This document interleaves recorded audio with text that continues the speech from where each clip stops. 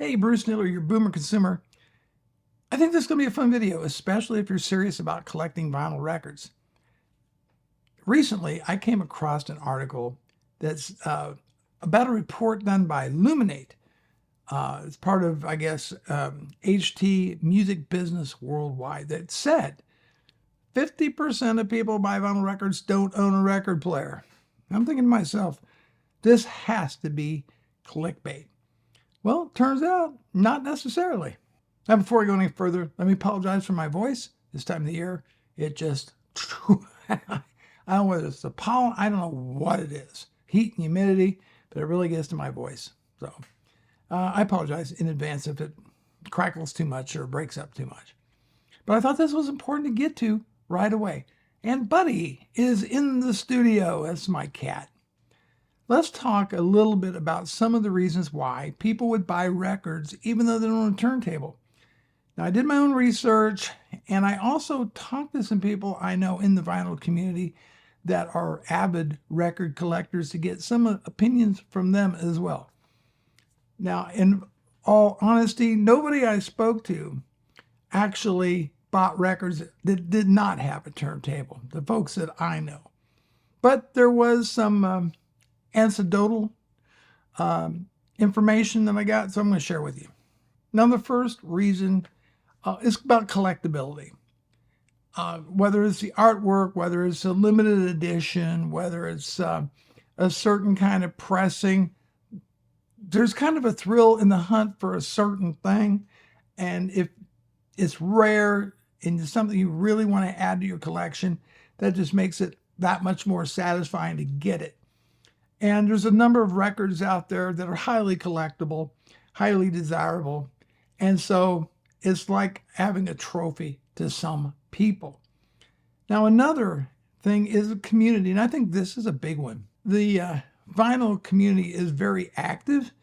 A lot of great, friendly people, very helpful people, a very vibrant community. And I think people like to belong to something, that's larger than themselves. And maybe they want to go with a group to a record store day, or they trade records and their finds amongst each other, and they share that information with one another. And so there is a community, a sense of community in collecting vinyl. So that I do understand. Even if you don't have a record player, you can certainly have a lot of fun by joining these people and being on that hunt. Art and aesthetics, that's another reason, the artwork. There's a number of people that just love a particular album cover, and they'll display that album. Never open it, never play it, just put it up on a shelf and look at it, enjoy it. Some of that artwork is absolutely stunning and just beautiful stuff. I mean, that is, to me, one of the advantages of buying vinyl record is the larger artwork as opposed to the little tiny artwork you get in a CD. That is one of the downshots of buying CDs. But yeah, the artwork. Indirectly, if you buy a new record, new vinyl record, or new CD for example, you are directly supporting the artist that created that, okay? They already got paid their money. If you buy a used record, they already got their money off of that. But I don't think that's in the front of everybody's mind that buys a new record, realizing you are supporting the artist. But there's those who do, and fantastic. Good for you. Okay, another one is for investment and resale value. Okay, this can be quite controversial. There's people I've talked to and complaining very loudly, and rightfully so, about the ever-increasing price, especially of used records. It just seems to be going up, up, up, up. And some of them blame the flippers on there. These are people who go to estate sales, rummage sales, all that sort of thing, get the records, grade them, put them on eBay, Discogs, whatever, and get that price up. And then, the prices just keep going up and up. I don't know if that's fair. I would say this is capitalism. This is the American way. Deal with it. I mean, it's just people are going to do whatever it takes to make a buck. And, the price is whatever the market will bear. But I personally think the price of used vinyl is getting exceedingly expensive, and I'm I'm now retired and on a fixed income, And my budget for buying vinyl records is, especially new. What are they, $30, $35 or $40 for a new vinyl record? To me, that's just insanity. So I'm sticking with used, but again, I'm more of a CD guy, and I've pretty much got most of the records that I want other than select jazz albums. But if I find a good deal on record, I'll certainly get one. Some people buy them as just a gift. Okay, they want to give it to somebody else. That would count as somebody buying. I don't have a turntable, and I buy a record to give to my brother who does have one. Well, I'm part of that 50% that bought one but don't have a turntable. So, statistics, lies. There's lies.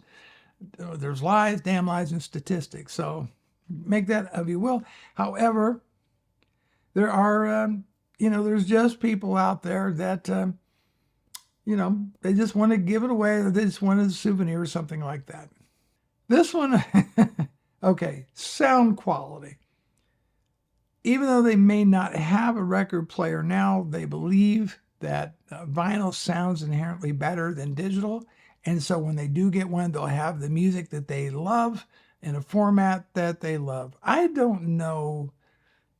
What's your opinion of that? Do you think that's valid? Do you think that's really would be representative of people buying records that don't have a turntable? Maybe a few, but I think that's more rare. Here's what I think is one of the largest reasons, motivators.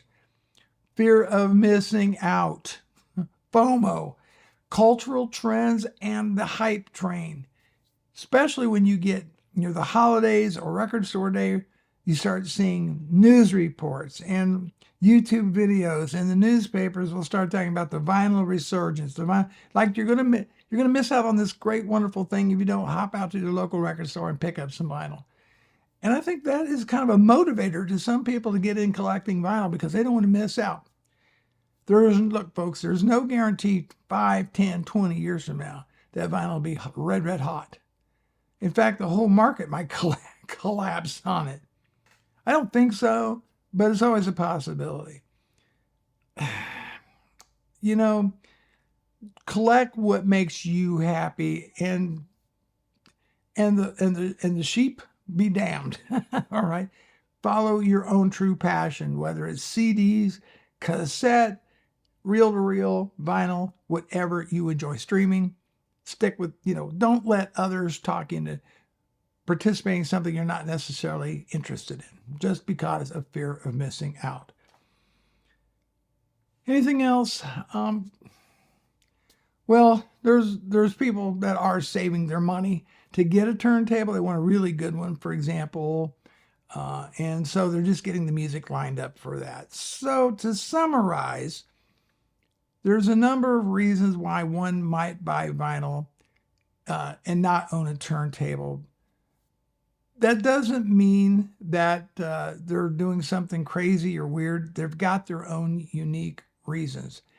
And for me, I do have a couple turntables, and I do enjoy spinning a record now and then, and I'm sure you do too. So I would like to get your opinion on these reasons, add to, or if you think it's off base, let me know in the comments down below. And hit that subscribe button. It means a lot. Bruce Taylor, the Boomer Consumer. Thanks so much for watching, and I'll see you in the next video.